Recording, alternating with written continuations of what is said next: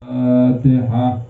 A'udzu billahi minasyaitonir rajim. Bismillahirrahmanirrahim. Alhamdulillahi rabbil alamin.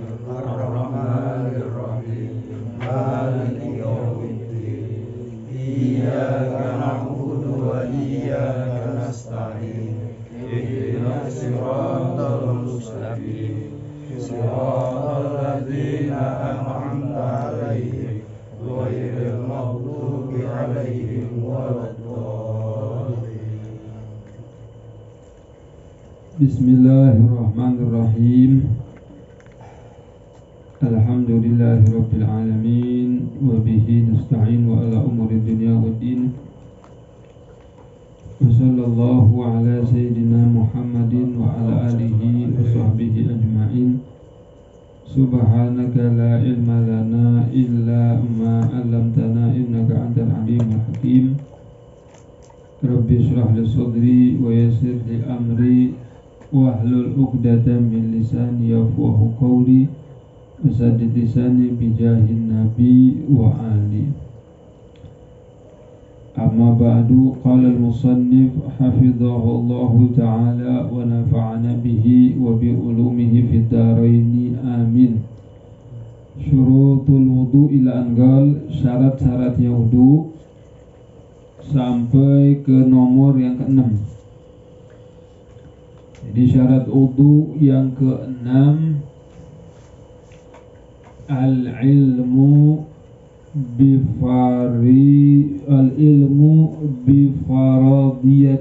bifardiyatihi ay an ya'lama man yuridul wudu'a anna al-wudu'a fardun. Di syarat wudu yang ke-6, hendaknya orang yang ingin berwudu dia mengetahui bahwasanya wudu itu hukumnya wajib. Nah, jadi orang yang mau wudu itu dia harus tahu wudu itu hukumnya wajib. Orang kalau mau sholat wudu itu hukumnya dia harus tahu. Seumpamanya ada orang kita tanya nggak tahu hukumnya wudu apa, dia bilang hukumnya wudu sunnah kata dia. Maka wudunya dia nggak sah. Jadi ketika orang berwudu dia harus tahu yakin bahwasanya wudu itu hukumnya wajib. Nanti kalau dia nggak tahu wudu itu hukumnya wajib, dia wudu meskipun wudunya benar, tapi dianggap tidak sah. Karena syarat wudu yang keenam apa? Al-ilmu bifardiyatihi, yaitu mengetahui kewajibannya wudu. Artinya wudu ini hukumnya wajib. Mungkin orang nggak pernah belajar, ya kan, nggak pernah belajar fikih, nggak pernah belajar di madrasah, dia wudu ikut-ikutan aja kan, nggak tahu, wudu ikut-ikutan aja. Lihat orang basuh muka, dia basuh muka. Lihat orang basuh tangan, dia basuh tangan, ya kan. Tapi dia nggak tahu hukumnya wudu itu apa. Kalau kita kan tahu hukumnya wudu wajib. Dia nggak tahu, ikut-ikutan aja, maka wudunya nggak sah. Jadi syarat yang ke-6 apa? Harus mengetahui bahwasanya wudu itu wajib. Nah, sekarang yang ketujuh. An la ya'taqida faradan min furudihi sunatan. Dia tidak boleh meyakini yang wajib dari fardunya wudu itu sunnah. Dia nggak boleh dia meyakini yang wajib menjadi sunnah. Dalam wudu ini kan membasuh wajah hukumnya apa? Wajib. Membasuh tangan hukumnya sampai pergelangan wajib. Misalnya ada orang mengatakan wajah itu kan nggak wajib dibasuh, itu sunnah. Nyunnah itu, dibilang nyunnah kata dia, maka wudunya nggak sah. Membasuh kepala, habis itu kaki, itu kan wajib semuanya tuh. Tapi dia meyakini bahwasanya apa? Membasuh kepala itu sunnah kata dia, maka wudunya enggak sah. Nanti nggak boleh. Dia meyakini yang wajib itu jadi sunnah, nggak boleh. Dia meyakini yang wajib itu menjadi sunnah, itu nggak boleh. Makanya kalau orang meyakini semua fardu, semua rukun-rukun wudu beserta sunnah-sunnah, dia meyakini semuanya wajib, sah nggak wudunya? Dia meyakini semua yang fardunya wudu dan sunnah-sunnahnya wajib. Kumur-kumur dia katakan wajib. Masukkan air dalam hidung dia katakan wajib. Sah nggak wudunya orang kayak gini? Hah? Sah nggak? Sah. Kalau dia mengatakan, dia meyakini semuanya wajib, ya sah. Tapi kalau dia meyakini semuanya sunnah, malah nggak sah. Gitu. Pokoknya nggak boleh meyakini yang wajib, nah itu dikatakan sunnah, diyakini sunnah, nggak boleh.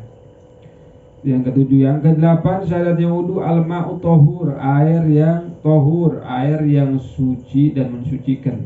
Baru udah kita bahas tuh. Air tohur, yang baru udah dibahas. Mudah-mudahan masih ingat ya. Di air, atau nama lainnya air mutlak, air yang enggak terikat dengan ikatan yang paten, air mutlak. Kenapa wudu ini harus pakai air yang tohur, air yang suci dan mensucikan?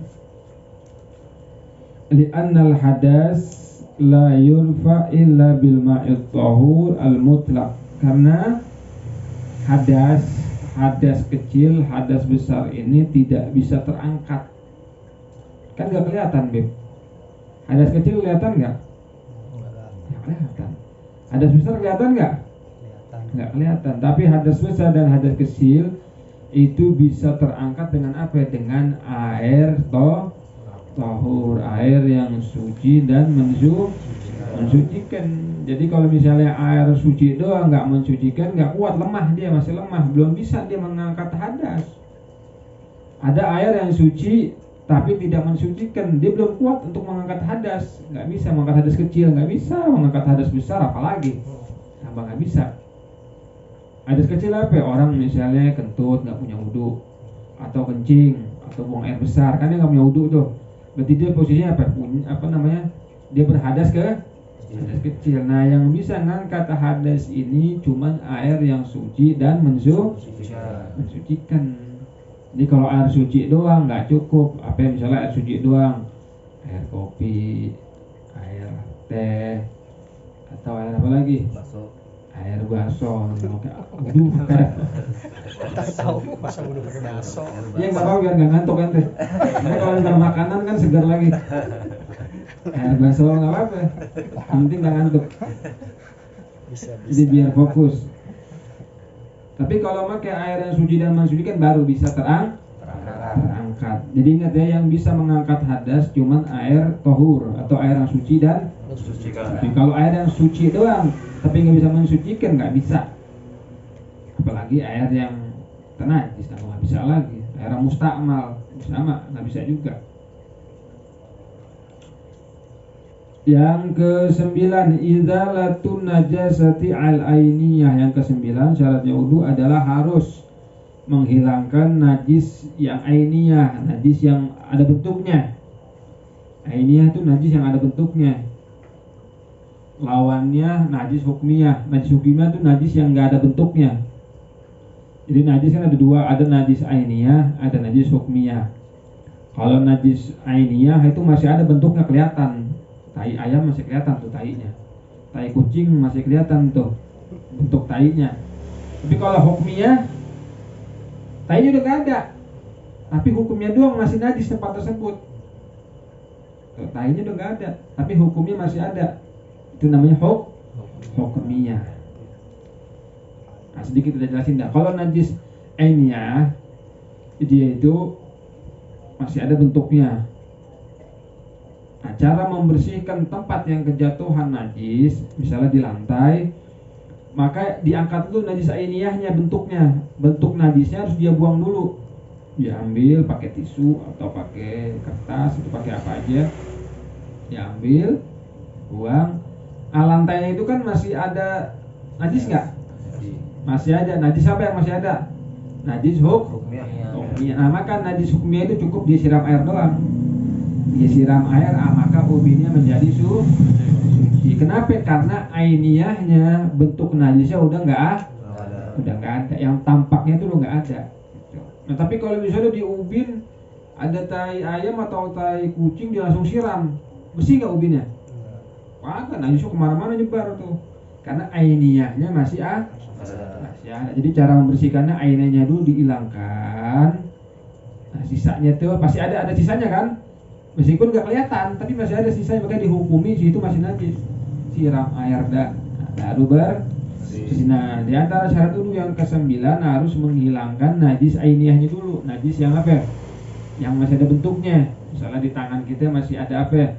Di tangan kita masih ada ya kotoran tai ayam atau apa aja. Maka dibersihkan dulu, dibuang dulu, baru dia wudu. Nggak boleh bareng gitu. Yang ke-9, jaryul ma' ala jami'il udwi. Yang ke-9 itu harus mengalirkan air ke seluruh badan. Bi an yajriya bi tabihi, yaitu dia mengalirkan air secara alami. Air kan mengalir tuh. Air kan mengalir dari tempat tinggi ke tempat yang air kan mengalir. Sifatnya air kan mengalir kan? Makanya ketika wudu itu harus ada air yang mengalir di tubuh kita, di wajah, terus lagi tangan, dan seterusnya. Fala yakfi mazhul udwi bi khirqatin, maka nggak cukup mengusap anggota badan kita dengan khirqah, dengan lap basah. Nggak cukup tuh. Ambil lap basah, ya kan, diusap muka dulu tuh. Basah nggak muka kita? Ya basah, lap basah ya basah. Tapi di situ nggak ada apa namanya, air yang mengalir. Ya kan nggak ada kan di situ kan air. Kalau kita basuh begini kan ada nggak air yang mengalir? Nah, ada, makanya wudunya sah.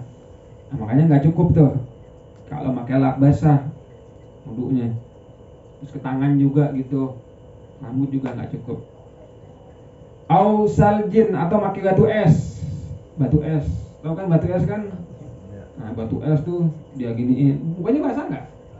Basah, tapi di situ nggak ada pengaliran air, nggak ada. Jadi harusnya air ini mengalir secara alami gitu, harus ada air itu mengalir. Makanya pakai lap basah nggak cukup, orang wudu gitu doang lap basah, atau pakai batu es gitu ya kan ngomongnya. Padahal kan pakai basah kan ada air kan? Nah, karena di situ nggak ada apa, nggak ada air mengalir di situ. Jadi harus ada air mengalir. Yang ke-11, tahaqqubul muqtadi ay al-jazmu fi niyah, yaitu harus ada ketegasan di dalam berniat. Jadi ketika wudu kita harus tegas, harus pasti gitu. Gua mau wudu. Kenapa gua wudu? Karena wudu gua udah batal. Gitu. Yakin wudu gua udah batal. Enggak boleh orang ketika berwudu, wudu gua udah batal belum ya? Udah batal belum ya? Udah batal belum ya? Nah, itu kan penting ketegasan dalam niat dia, itu nggak boleh.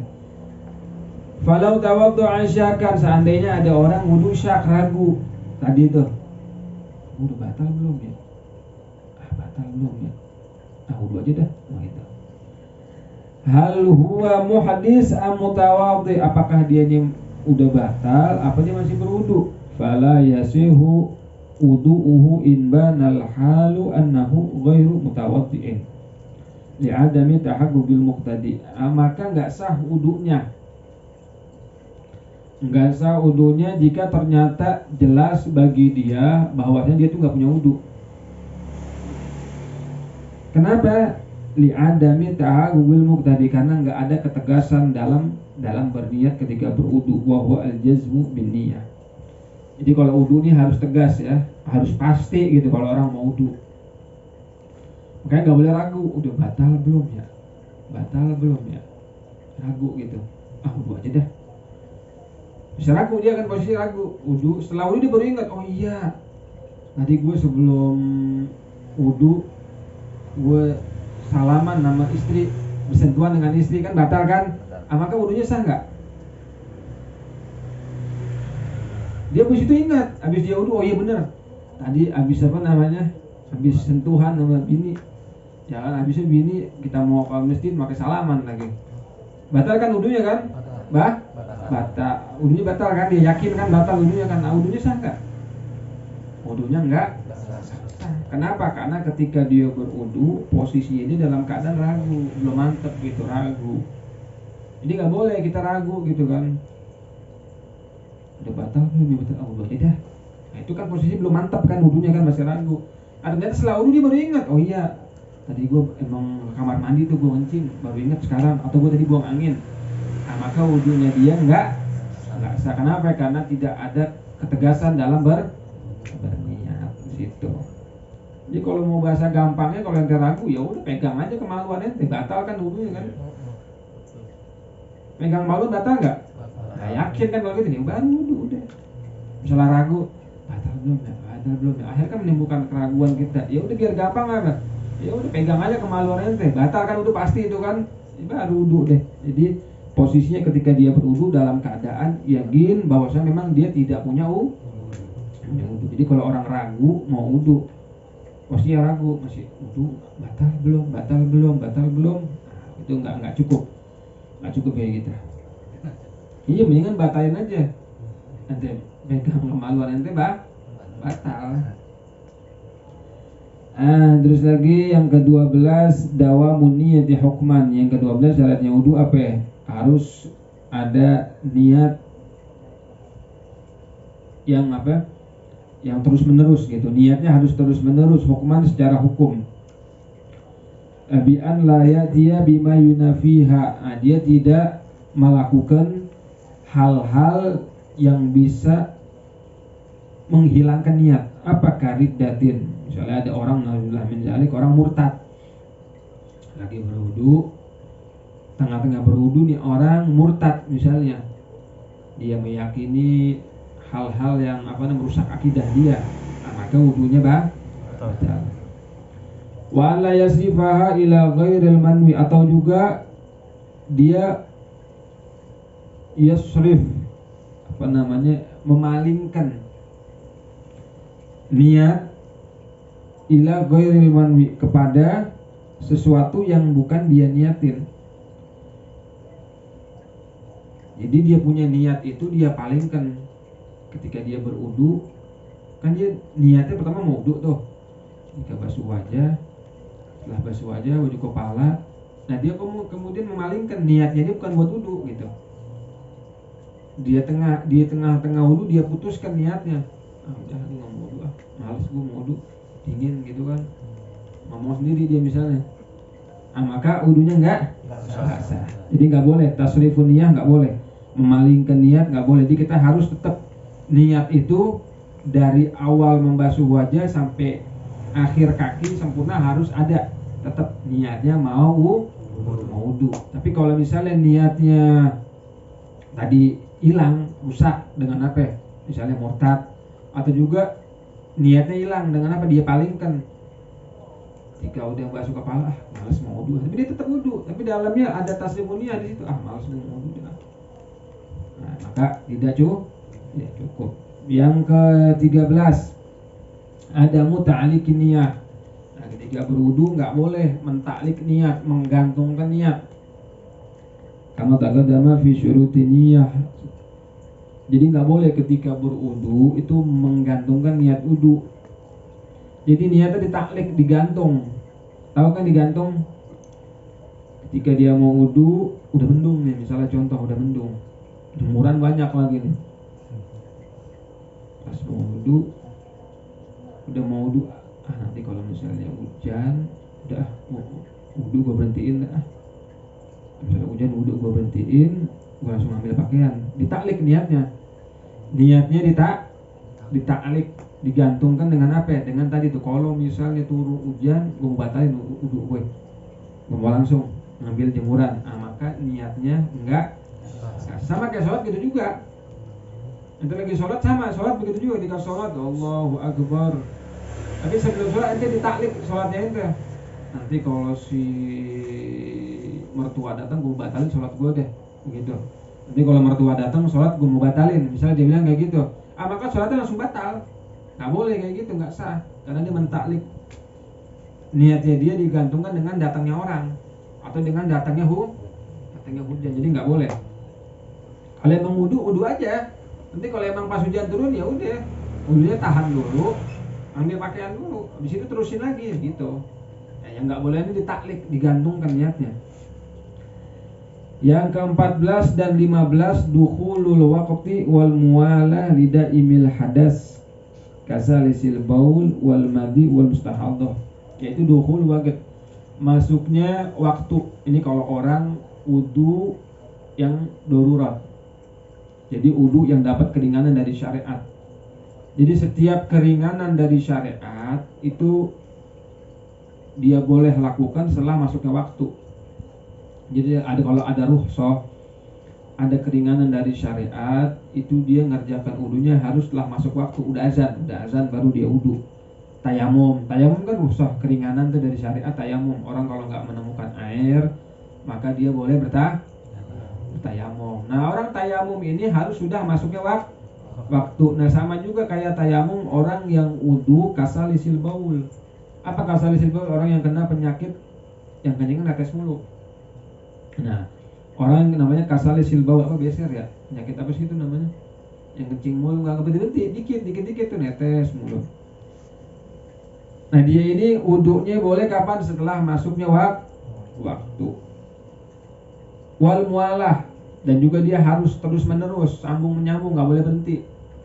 Dan baru udah jelasin kan, habis dia kencing, dia cebok, dia kasih perban kemaluannya, biar najisnya nggak kemana-mana, nggak kena sarungan dia atau nggak kena celana dia.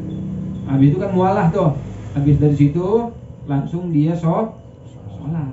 Nggak boleh dia nonton sinetron dulu, nggak boleh dia baca WhatsApp dulu ya, status orang, nggak boleh, langsung dia sholat. Atau kalau dia sholat di masjid ternyata di masjid belum melakukan sholat, masih nunggu jamaah, nah itu masih dimaafkan, nunggu jamaah masih dimaafkan.